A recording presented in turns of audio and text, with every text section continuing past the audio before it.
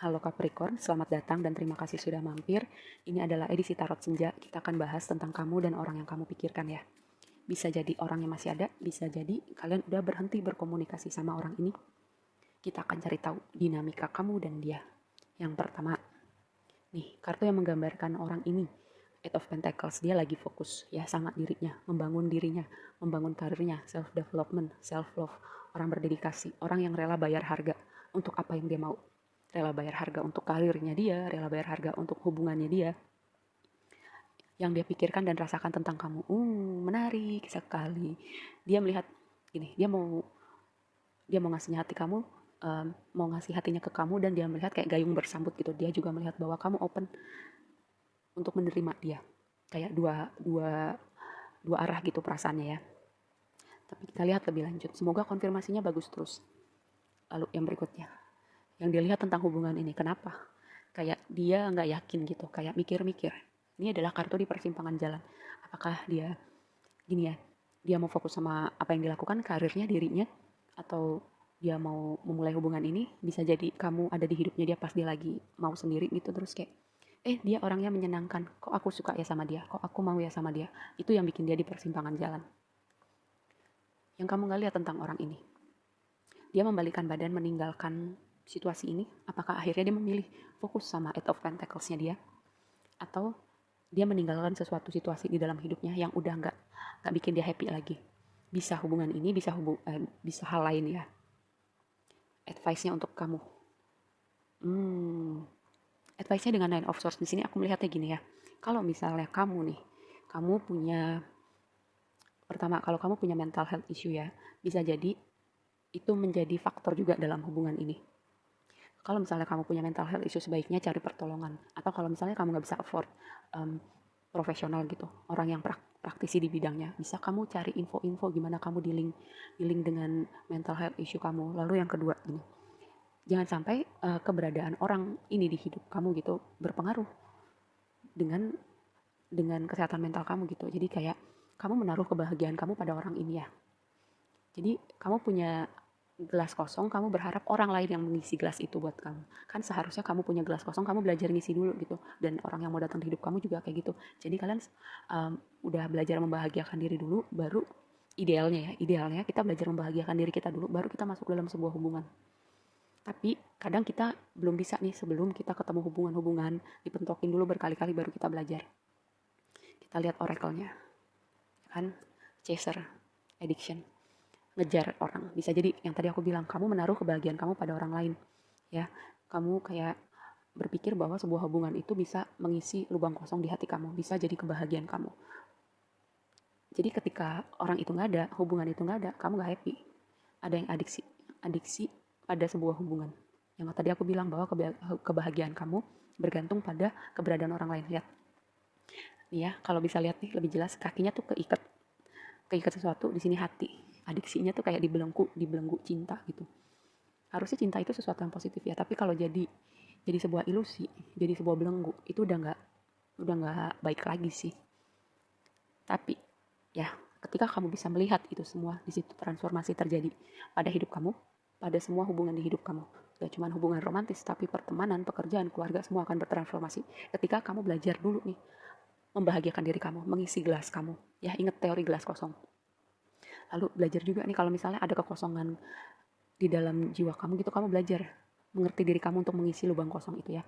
Dan kalau kamu punya masalah kecemasan atau mental health issue yang lain, kamu belajar juga nih gimana aku bisa memulihkan diri aku.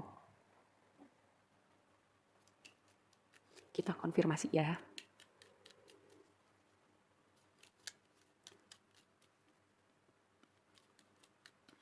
Eight of Pentacles, Lovers, memilih dari hati, union. Dengan Lovers ya, ada ini koneksi jiwa yang kuat sih, tapi itu tadi, walaupun dia merasakan ada koneksi jiwa yang kuat, tapi dia lagi mempertimbangkan ada faktor-faktor yang tadi aku udah bilang ya. Karena apa? Ini adalah kartu berpikir sebelum bertindak. Ini adalah kartu yang berbicara tentang menganalisa, mengumpulkan informasi, cari tahu supaya mengambil keputusan yang terbaik dan gak buru-buru. ya. Ini juga beberapa dari kalian ini bisa bicara kartu stalking sih. Bisa kamu, bisa orang ini, bisa dua-duanya. Karena apa? Dia mau mengambil keputusan yang tepat gitu dengan di persimpangan jalan ini. Dan Seven of Pentacles yang tadi aku bilang, ini orang dia rela bayar harga untuk sesuatu yang dia mau ya. Dia juga fokus dengan hatinya. Dia juga kalau dia mau sesuatu, aku akan lakukan yang terbaik. Entah itu untuk pekerjaan, keluarga, teman, hubungan romantis, dia akan lakukan yang terbaik. Karena dia juga mau menuai yang terbaik. Ya, karena dia rela bayar harga. Dia rela berusaha. Mau dia berusaha. Dan apakah kamu mengerti aspek itu dari dia ya? Semoga dengan reading ini kamu jadi kayak tercerahkan dulu gitu ya. Supaya energi kalian match di tengah dan hubungan ini kamu juga dan dia juga bertransformasi. Ketika kamu bertransformasi dengan diri kamu, percayalah itu membawa efek. Walaupun kamu gak sadar, itu ada efeknya buat orang-orang terdekat kamu. Dan itu juga jadi kayak dengan kamu bertransformasi mempengaruhi orang-orang di sekitar kamu, orang-orang di sekitar kamu juga mempengaruhi orang-orang di sekitarnya mereka, dan begitu seterusnya. Ace of Cups, Knight of Swords, Eight of Pentacles keluar lagi. Ya, fokus. Yang tadi aku bilang gelas kosong, belajar isi gelas kamu dulu, belajar memulihkan diri kamu dulu, belajar mengisi. Kalau ada lubang kosong di jiwa kamu, kamu ngerti itu akarnya dari mana. Kamu pulihkan, supaya kamu gak menaruh kebahagiaan kamu pada orang lain di luar diri kamu atau hal-hal lain di luar diri kamu ya. Itu kayak semu gitu loh, kebahagiaan yang semu. Ketika itu gak ada, itu kan hilang dan kebahagiaan kamu juga hilang. Knight of Swords, jangan sampai terburu-buru, impulsif, melakukan sesuatu karena terbawa emosi ya. Dan ketika kamu udah bertransformasi, ada awalan baru yang menyenangkan untuk hidup kamu dan untuk hubungan-hubungan kamu. Ace of Wands, Ace of Cups ini adalah double combo untuk Ace awal yang baru. Dan ini untuk hati dan aspek lain di hidup kamu juga, ini sebuah sinyal yang positif. Tapi yang tadi aku bilang, ada yang perlu kamu lakukan terlebih dahulu. Two of Pentacles,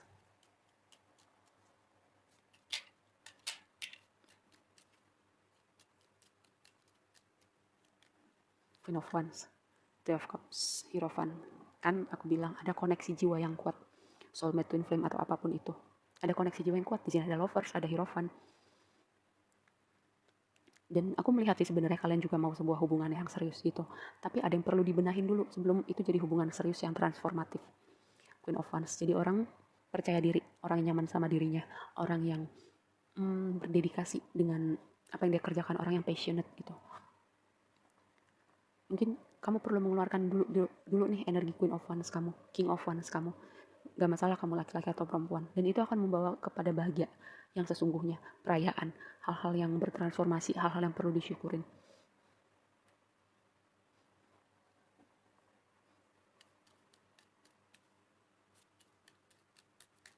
Eight of Cups, Page of Pentacles, High Priestess, Ace of Cups lagi. Begitu banyak ace, begitu banyak awal yang baru yang menyenangkan ketika kamu memutuskan untuk bertransformasi ya. Untuk hubungan ini dan juga untuk hidup kamu secara general. Page of Pentacles, sebuah kabar baik yang kamu tunggu. Ya, mungkin dia memutuskan apa ya, mengakhiri sesuatu aspek lain di hidupnya dia. Ini sebuah angin segar untuk hubungan ini dengan Page of Pentacles. Dan ingat, Pentacles itu mungkin gak secepat yang kamu mau, tapi itu adalah yang terbaik. Timingnya adalah yang terbaik. Dan ketika kamu bisa melihat hal-hal yang tadinya kamu gak lihat, membawa perubahan pada hal itu, mensinkronkan antara alam bawah sadar kamu dan alam sadar kamu, melihat sesuatu di dalam diri kamu, di dalam hubungan ini tentang orang ini yang tadi kamu gak lihat sebelumnya, dan melakukan perubahan-perubahan untuk itu, disitulah transformasi terjadi ya. Ini hubungan potensial, seriusan potensial. S-nya keluar udah berapa kali? 1, 2, 3. Ada koneksi spiritual yang kuat. Ketika kalian sama-sama bertransformasi, ini hubungan yang luar biasa sih.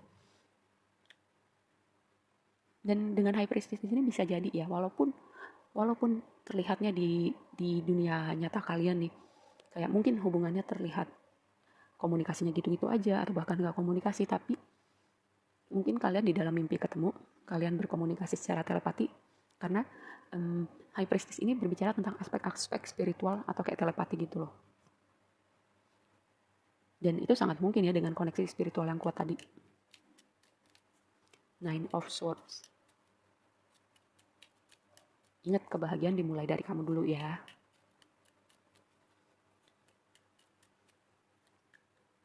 Ace of Swords, Queen of Swords, lihat. kejernihan dalam berpikir. Ini kartu yang membicarakan kejernihan dalam berpikir, inspirasi, momen pencerahan, hidayah, dan juga komunikasi ya. Semesta akan tunjukkan pada kamu apa yang perlu kamu lakukan jika kamu masih mau memperjuangkan hubungan ini.